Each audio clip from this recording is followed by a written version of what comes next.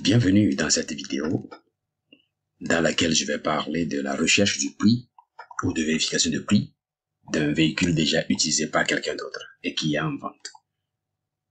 Pour ceux qui ne me connaissent pas, je suis Dr Brotherhood Pati. Si ce sujet vous intéresse et vous êtes nouvellement arrivé aux États-Unis, alors je vous prie alors de rester jusqu'à la fin.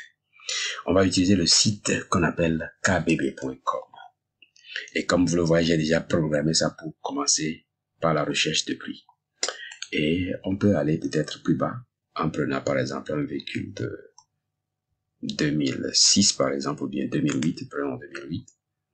Et prenons par exemple les bons véhicules Toyota et peut-être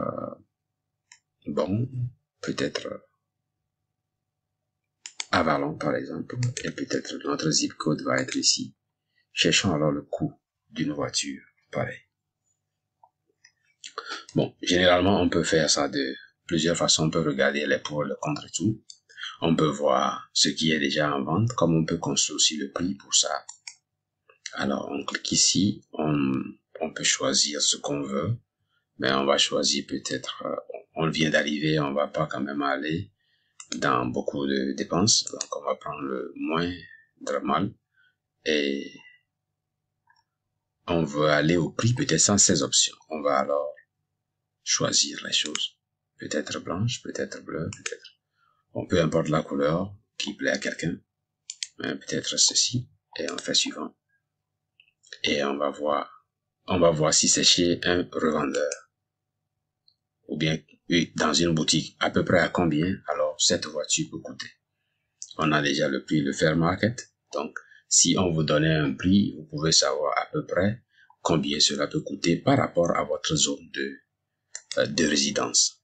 Si c'est un c'est certifié de la part d'un autre vendeur, le prix n'apparaît pas pour le moment parce qu'il n'y a pas de données.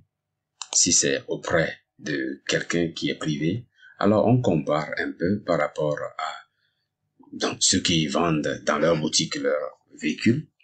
Et c'est à peu près à ce prix, ce type de voiture. Changez les voitures, les marques, vous allez pouvoir voir.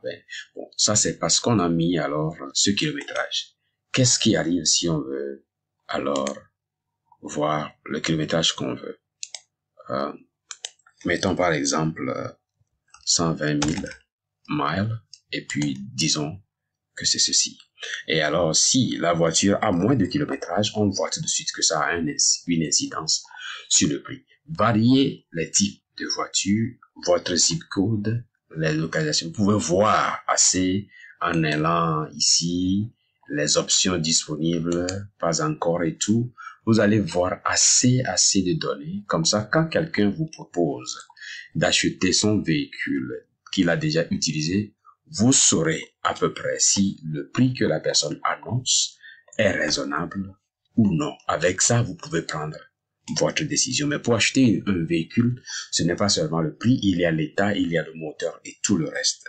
Si vous souhaitez qu'on continue cette série, on parlera un peu de comment on peut savoir un véhicule déjà utilisé. La seule chose qu'on voudrait savoir, c'est un peu la santé de la transmission. Comment identifier alors la santé de la transmission? Si vous souhaitez cela, mettez ça dans les commentaires, comme ça je vais reprendre cela dans une autre vidéo et je peux aller chez le mécanicien qui est africain et il va m'aider alors à préparer alors comment alors savoir si un véhicule est bon pour achat.